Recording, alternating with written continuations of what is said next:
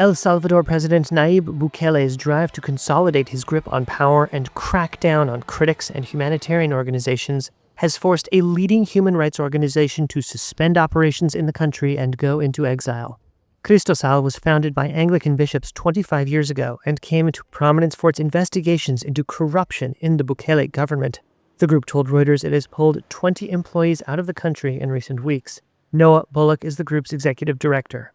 We've persisted through espionage, monitoring, legal, administrative harassment, defamation.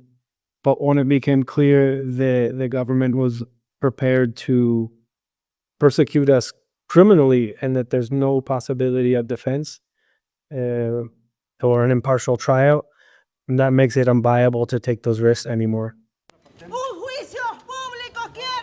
It has just one employee left in El Salvador, Ruth Lopez, its anti-corruption and justice director, who has been jailed since May on corruption charges. The government brought the case against Lopez under seal, prompting her to call for a public trial. Reuters could not independently establish the charges against her. A spokesperson for El Salvador's Attorney General's office didn't respond to requests for comment about why the case against Lopez is sealed and whether officials consider her a danger. Since imposing a state of emergency in March 2022, Bukele has suspended constitutional rights, curtailed freedom of the press, and undermined judicial independence. Bukele, who was elected president in 2019, devoted a significant portion of his State of the Union address to criticizing journalists and human rights groups. A ellos nadie los eligió en elecciones democráticas. Nobody elected them in democratic elections, since we're talking about democracy, not even in second-grade elections. De influir. But they do feel they have the right to influence the country's decisions, with money, with total impunity, the so-called human rights organizations that defend murderers who once massacred our people. Crearon a nuestra gente. Human rights groups say thousands of innocent people have been swept up in his gang crackdown, which has resulted in the arrests of more than 85,000 people.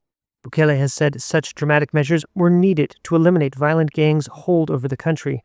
According to government figures, homicides have fallen more than 90% since he took office. Despite international criticism, Bukele remains extremely popular in El Salvador. A survey in June showed him with a nearly 85% approval rating. Bullock said that for groups doing human rights work, a major change has been the election of U.S. President Donald Trump. The United States has been an ally of human rights organizations and journalists, and I think prior to Trump, defended civic space.